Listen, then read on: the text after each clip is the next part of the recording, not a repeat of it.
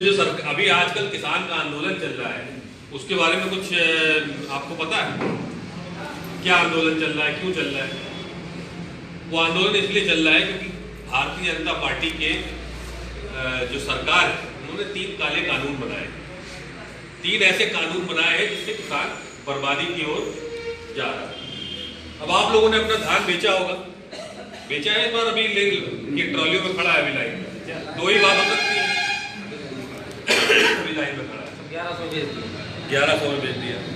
900 से शुरू हुआ था बेचना, लोगों 900 में बेचा, 1000 में बेचा, 1100, और ज्यादा से ज्यादा अच्छे से अच्छा दाम अगर किसी को मिल गया होगा तो 1200 होगा। उससे ऊपर बड़ी किस्मत वाला होगा, इसको पूरा दाम मिला होगा। 1868 जो मिलना चाहिए था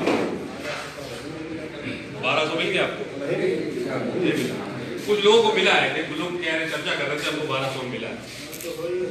कुछ लोग बहुत किस्मत वाले हैं तो 1500 में बिका, ऐसा नहीं, लेकिन 90% से ज्यादा जो किसान है वो 1000, 1100, 90% किसान। तो ऐसा क्यों है? मिलना चाहिए आपको 1868 प्रति क्विंटल। वो इसलिए है क्योंकि अभी जो 3 काले कानून बने हैं उनकी वजह से। इससे पहले भी कम में धान बिकता था, ऐसा नहीं है कि हमेशा एमएसपी पे बिकता था, लेकिन उसमें एक व्यवस्था होती थी कि आप फोन करके कह दे तो वहां पे छापे पड़ने की आसार है कि प्रशासन से आपने कह दिया छापा पड़ जाएगा। मतलब एक तरीका था आपके पास वहां पे आपको कि आपको आपके न्यूनतम समर्थन मूल्य जो है उस पर आपको धान मिल जाए।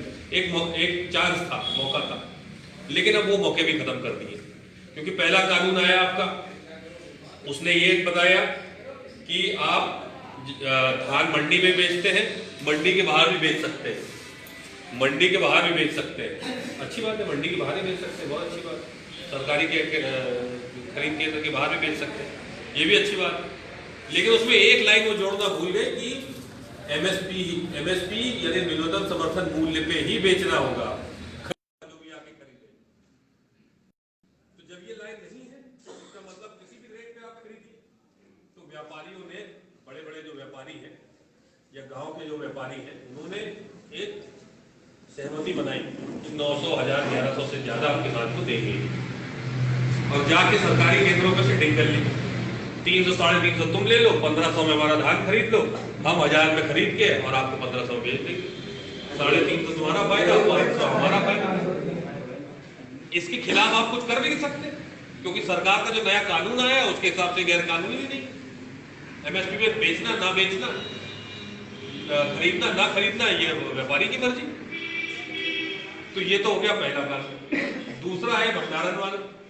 पहले ये होता था कि आप इतना अनाज खरीद के रख सकते हैं, भंडार कर सकते हैं उसका, क्योंकि ये इसलिए बनाया गया था कि लोग बहुत अधिक मात्रा में गोडाउन में अनाज भर लेते थे। आवश्यक वस्तुएं जो होती है, एसेंशियल गुड्स कमोडिटी वाली जो एक्ट है, वो भंडारण करके रख लेते थे, और फिर जब दाम बढ़ जाते थे तो वो बेचते थे। फिर सस्ते में खरीदा, भंडारण किया, मार्केट में कमी हुई और फिर निकाल करके महंगे में बेच दिया। उसमें भी सीलें घटा दी। सीलें मतलब जितना चाहे उतना भंडारण करिए। तो ये व्यापारी के हित की चीज है। उसने आपसे सस्ते में खरीदा और भंडारण करते गए, रखते गए। कोई छापेमारी से कोई फायदा नहीं, कोई फायदा नहीं किसी चीज से। अब वो भंडारण करेगा, फिर ले जाकर के जब महंगा होगा तो आपका लाभ देगा। तो ये इनका दूसरा कानून। तीसरा कानून इनका बना है, तीसरा कानून ये बना है कि जिसकी वजह से आप अपने ही खेत में बंधुआ मजदूर बन के रहेंगे। हुआ क्या कि कॉन्ट्रैक्ट फार्मिंग का इसको कहते हैं कानून। इसमें बड़ी बड़ी कंपनियां आएंगी, बड़े बड़े व्यापार आएंगे आपके पास, और आपको कहेंगे कि ये लो बीज, ये लो खाद, और ये लो तुम्हारी मजदूरी, और तुम हमारे लिए अब सिर्फ उगाओगे। तो सुनने में अच्छा लग रहा है कि बीज भी दे दिया, खाद भी दे दिया, कोई टेंशन नहीं, कहीं से कहीं कुछ लाना नहीं है, आपको मजदूरी भी दे दी,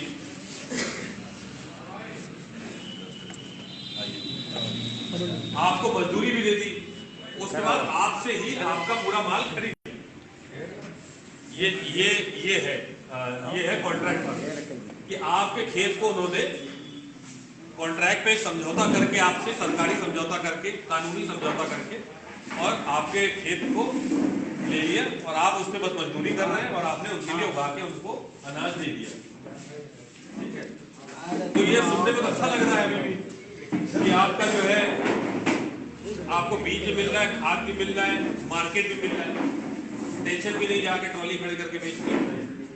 लेकिन इसमें होता क्या है कि जब आप वो कानूनी समझौता करेंगे, बॉन्ड पेपर पे, स्टैम्प पेपर पे जब करेंगे, तो उनकी तो बड़ी बड़ी वकीलों की टीम है और आपसे अगर एक छोटी सी गलती हो गई तो आप उनके कर्ज में डूब जाएंगे, फंस जाएंगे आप। फिर आप वकीलों के पास जाइए, कोर्ट जाइए, फलाने जगह जाइए, जगह जगह घूम घूम के आपके एरिया रगड़ जाएंगे। गुजरात में ऐसा हुआ था, पेप्सी के लिए आलू उगाने के लिए कॉन्ट्रैक्ट फार्मिंग पे समझौते किए गए, कोई गलती हो गई होगी उनसे, वकीलों की टीम लगी और 1 करोड़ का मुकदमा ठोकर गया किसानों के ऊपर, 1 करोड़ का। वो इसलिए था क्योंकि भैया कुछ गलती नहीं होगी किसान की, जो समझौते में लिखा था छोटा छोटा कि ये नहीं कर सकते, कर दिया वो गलती।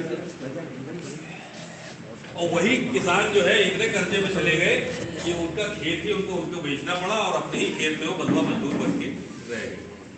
तो ये है सच्चाई इन 3 कानूनों की, और इसीलिए लाखों किसान जो है दिल्ली के चारों तरफ धरना दे रहा है, इसीलिए किसान यूनियन इतना हल्ला कर रहा है यहाँ पे भी, इसीलिए कांग्रेस पार्टी ने 2-2 धरने दे दिए हैं, समाजवादी पार्टी ने धरने दे दिए, सबने दिए हैं, क्योंकि सब समझ रहे हैं कि कितना घातक है ये किसान के लिए। किसान को ही वही जमींदारी वाले दिन वापस आ जाएंगे जब आपको मजदूरी करनी पड़ेगी दूसरों के खेत, अपने ही खेत में दूसरे के मजदूर बन जाएंगे। और एमएसपी की बात, जहां तक अब सही दाम नहीं मिलेगा आपको आपकी फसल में, कुल मिलाकर के ये व्यापारियों का फायदा है। और ये कानून बनने से पहले भी जो अडानी जी, अंबानी जी, बड़े बड़े व्यापारी जो है उनके बड़े बड़े गोडाउन बन गए और गोडाउन तक रेलवे लाइन भी खींच गई। उसके बाद ये कानून आया है ताकि जो खरीदा जाए सस्ते में अनाज, जो आपकी फसल है जो सस्ते में खरीदी जाए, वो जाए वहां पे गोडाउन में रख ली जाए, फिर ट्रेन से पूरे देश में पहुंच जाए। तो व्यवस्था पहले से थी। जब बड़े बड़े व्यापारियों से मौजूदा सरकार ने बयाने लिए हैं, चुनाव लड़ने जब बयाने लिए, तो कहीं ना कहीं तो फायदा पहुंचाना पड़ेगा ही, यही फायदा है। मारा कौन जाएगा? देश का किसान, देश का मजदूर, गरीब आदमी।